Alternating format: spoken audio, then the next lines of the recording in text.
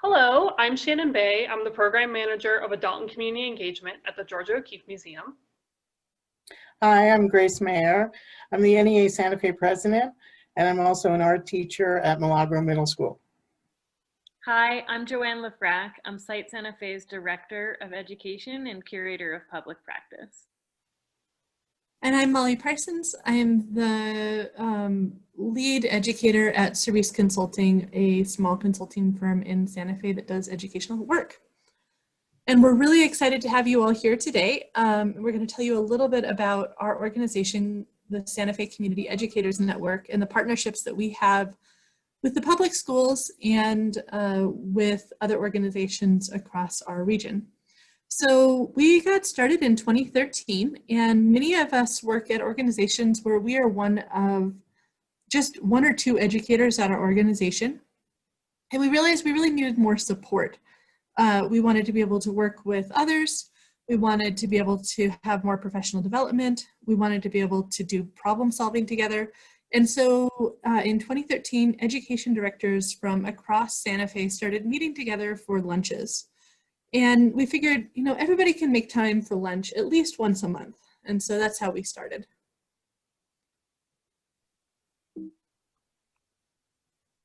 But quickly, we realized that it's wonderful to be able to talk to other people, but really, since we're educators, we like doing things. So then we started, instead of just meeting, we started actually doing group projects. So we looked for group funding and collaborative funding, and started receiving funding in 2014 and started receiving collective impact funding through the Santa Fe Community Foundation, the Birth to Career Initiative in 2015. And then from there, we decided that we really needed more of a plan and a framework, which you're going to hear a little bit more about here. So as Mollie mentioned, we are part of the Santa Fe Community Foundation's Opportunity Santa Fe Collective Impact Initiative. So what is collective impact? So we are educators at a variety of organizations across Santa Fe. And each of us have our own individual programs that we're working on. So the idea of collective impact is where we come together and we do coordinated impact, and we align our programming with each other's, and then eventually we're doing collective impact, and we're working towards similar goals in order to have a bigger impact within our community. So these are different partners that are within Opportunity Santa Fe. So Community Educators Network is only a very small portion of it. It involves the City of Santa Fe, the Santa Fe Public Schools, AmeriCorps, Santa Fe Community Foundation. So without these large organizations within our community being a part of it, the collective impact would not have as big of an impact. And the Community Educators Network benefits by being a part of this because we then can build connections within the city, within the public schools, in order to have a greater impact and understand where the need is and how we can fit into that. So when we started organizing beyond having lunch together, we worked with a strategic planner to help us come up with shared goals and a shared statement for our work together. And so we, the members of the Santa Fe Community Educators Network, are committed to the power of collaboration to successfully impact our community by creating and sharing our resources, promoting and providing informal experiential education to address community needs, professional development as a vehicle to strengthen our community, providing open access to our institutional experiences and content. So this image is an image of kind of the structure of the Santa Fe Community Educators Network. We are part of the leadership team, as you can see in the bottom, the steering and stewardship committees. And so the leadership team kind of meets together to do the grant writing, but the day-to-day activities of the Community Educators Network is supported by a steering committee that runs the monthly meetings. And so you can see kind of the constellation below in the center. We have some backbone support through AmeriCorps Vistas, as well, that will be changing. So this constellation is continually changing depending on the support systems that we have and what are the needs in our community. The lightweight agreements and governance is what we just read to you. It's our shared goals, our shared commitment together that we mutually agreed upon through our strategic planning. And so that's kind of the underlying structure. And so then you can see the action-focused teams. Those are different teams that are based on the programs that we run. So we have teams that focus on the city summer program. Different members provide leadership for those. The creative collaborations, which you'll hear more about, different kinds of professional development, and our teachers resource fair as well. And so this kind of just gives you an overview of the structure, the underlying structure. And as you can see, we're made up of lots and lots of organizations within the community, different museums, different entities, and that's what makes this so successful, is that we can all share our resources and expertise and work together to support students and teachers and collectively impact in our community.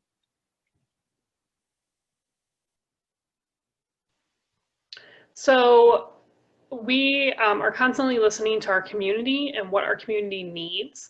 So we have, as I mentioned before, different community partners such as Opportunity Santa Fe. And within Opportunity Santa Fe, there are other community working groups who are working towards goals for collective impact. So we have worked with some of those, like Math Amigos and the Reading Group. There's the City of Santa Fe and Children Youth Commission. Summer programming is a key way that we work with them. So we work with the City of Santa Fe and their summer program, and then there's Santa Fe and Espanola Public Schools. And we've held teacher roundtable discussions, and we've sent out teacher surveys. We've also done principal roundtable discussions. So we're not just creating programming that we think someone needs, we're actually going out to our community and asking them, what do you need and how can we help? And we have created programs, which you'll hear more about. Joanne mentioned creative collaborations. And then we've also worked with 21st century after school programs. And we work in collaboration with them to figure out how we can best support them. And we're also continuously doing evaluation on our programs in order to improve it for the next time. So one of the projects that emerged from doing some surveys with teachers is they wanted a one-stop shop where they could find out what are all of the different organizations in town, what are the different ways that I can reach out to those organizations, what are the resources that are out there for my kids. So we started to have a teacher resource fair, which we now call Teachers Night Out, and it is really focused around the idea that our organizations are here for teachers. And so we provide dinner, some drinks, we have a bunch of door prizes, and we offer a bunch of resources that teachers can come and collect that evening, and then make connections with the educators, the informal educators, who could then supplement the work that they're doing in their classrooms in the schools. So Creative Collaborations is a program in which we bring professionals into the classroom, and we as organizations partner with each other and with a classroom teacher to support the classroom teacher, but also to co-create together. So this is a classroom at Milagro Middle School. So this is a group of my students that work with professional artists, photographers, and to work on individual projects that had to do a lot with sort of their identities and things that were happening in their life, but also through learning how to take photographs and to work on with interesting materials that are all provided by the organizations to sort of make really interesting sort of hands-on work that and a lot of the students really find it a little more engaging to work with a professional artist or someone that's a little more sort of engaged in the process rather than their art teacher, which a lot of our teachers know that when you bring in someone that's new, that perspective is kind of a little more inspiring sometimes, especially to middle schoolers. And so this project and others that have happened throughout the class sort of culminated in a exhibit at Site Santa Fe and some other things that were done to sort of like broaden the students' reach into the community to show their work and to be present. And I think that's a really important thing about creative collaborations, because the students, they make work and then it's extended out into the community. And I think that they really appreciate being treated as, you know, someone that has something to contribute, you know, artistically and also just to various organizations. So it's a really amazing sort of program that has been developed. And I was really impressed at the work and the quality of the projects that they did. It was really fun to see that final culmination with all the different projects that came together. Another partnership we have is with the City of Santa Fe's summer program. So the City of Santa Fe for years and years has created low-cost summer programs and sites around the city that provide childcare and activities for kids during the summer. And it's one of the most affordable ways that kids can be in a safe, nurturing environment during the summer.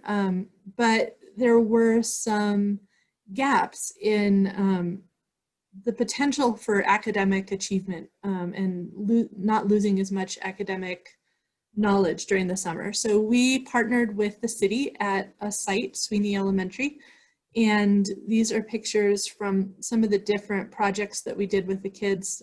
Different sites adopted different weeks and would work with groups of about 25 kids. They did everything from art projects to science to nature explorations, hiking. They went to the botanical garden and cooked in the Ornos with food that they harvested from the garden there. So it was a really fun project and shows that if you think creatively, instead of any one organization having to take on a full summer worth of summer camps, each of us taking on a week or two made it a possible project for us to do together.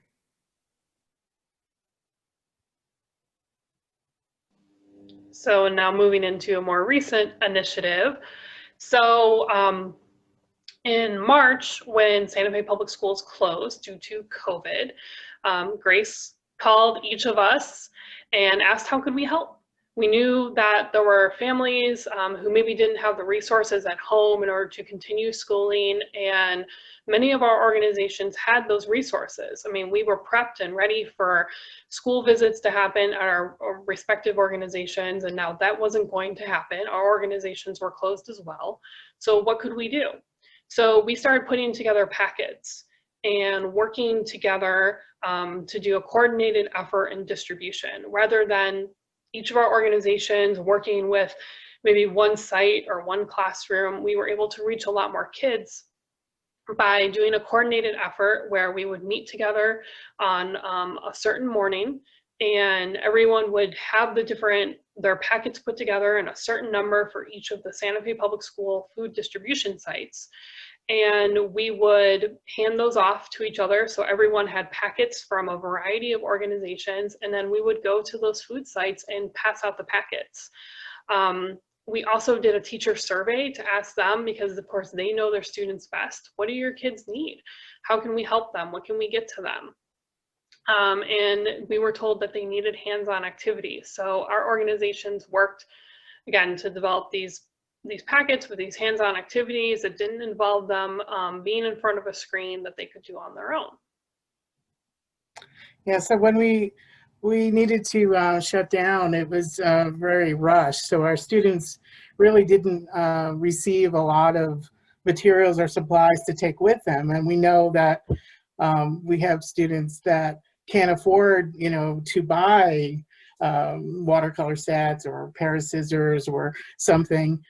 So when I approached the a lot of the organizations and said, okay, with whatever packets and materials you put together, can you include a tool of some kind or something that they can keep so they can use again, like a ruler, for instance, or pencils and a sketchbook. And everybody was really invested in trying to make sure that the packets, not only did they have educational and instructional materials, but they had tools and they had hands-on components that would keep kids engaged and excited about learning. Because one of the things about losing the community of your school is you don't have the resources, but then you don't have the encouragement from other from peers or from outside collaboration with artists or other people coming in. And it was really exciting to pass out and distribute these materials to families on a weekly basis.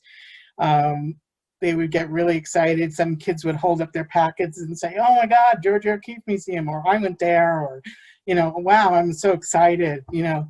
So it was really an unbelievable sort of undertaking, but we really reached a lot of families that were really grateful.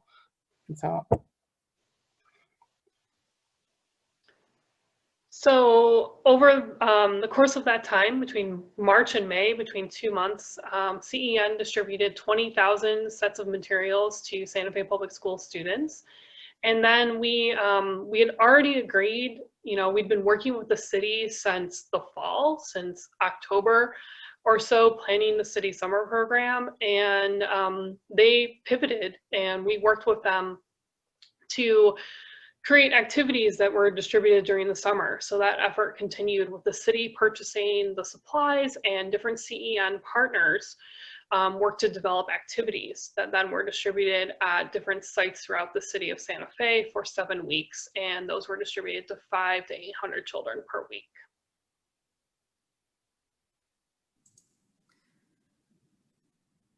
So at the same time, we also realized that each of our organizations had a variety of different resources on our own websites. And again, for these kits, we were all putting together these workbooks and learning materials that, that kids could have in their hands, as well as a variety of different digital learning tools. And so the Community Educators Network put together this website so that teachers could go to one location to find all of these different resources. And you can see that they're grouped by kind of subject. So if you're a science teacher, you could look up all the different science projects. If you're an art teacher, a history teacher, if you're looking for literacy, you could search this database.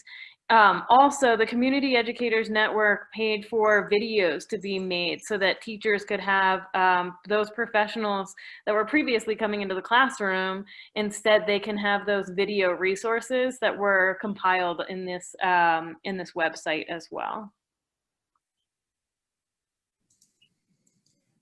In addition to the downloadable materials and the kits that we distributed, we also partnered with some different groups, especially through the public schools, to make sure that there were live things that were happening with groups of kids as well. So for instance, the 21st Century Community Learning Center program, which we discussed a little bit earlier, we also partnered with them because they were, of course, not meeting in person, they were still meeting online. And so we would actually go in and visit and do activities with kids live during the after school hours so that they were having interaction with other people, getting engaged in new and different ways with people other than just their classroom teachers. And that was a really important lesson for us, that just because we're remote doesn't mean that we can't have kids doing simultaneous projects and programs. And that actually was a lot of fun because we had kids that were spread out, not just around Santa Fe, but down to Albuquerque, living with grandparents and other people. And so we were able to do things like comparing and contrasting how spring was happening in different parts of Santa Fe and down to Albuquerque, and what kind of different things we were noticing in different places. We also worked to try to make sure that we had materials that were ready for teachers to use in the ways that they needed those materials. So sometimes, of course, we had those downloadable, printable activities, but a lot of teachers were asking for things in Seesaw, which is the K-2 grade level, as well as Canvas, which is what our public schools grade 3+ are using here in Santa Fe. So we were putting together resources and materials in those ways as well. So what's next? I mean, the Community Educators Network we're continually working. We believe very deeply in our mission and are always asking the community how we can help. We have weekly meetings with a variety of constituents, from the school board to, you know, across the board, different organizations that are collective impact communities, to teachers. And so we're continually asking how we can support our community. And so right now we're working with the art teachers in the schools to distribute more kits and activity packets to support those who don't have those supplies at home. We've compiled a list of virtual field trips with another organization called Partners in Education that gets distributed to teachers. And so again, we're continually asking how we can help. And so for those of you who are watching this session, if you're a school teacher, know that there are resources in your community through informal educators who are here and willing to help. And all you have to do is tell them or us what you need, and there's a team of additional educators that can help. And if you're an informal educator, you work at a nonprofit and you want to replicate this work, then we would love to hear from you. We would love to talk to you to share our successes and ways that we have learned through our work. So here's how you get in touch with us. Questions and contact information, please be in touch. Again, we believe so strongly in this work, and we would like to see this happening more in our community and other communities. So thank you. Thanks so much. Thank you. Thanks, bye.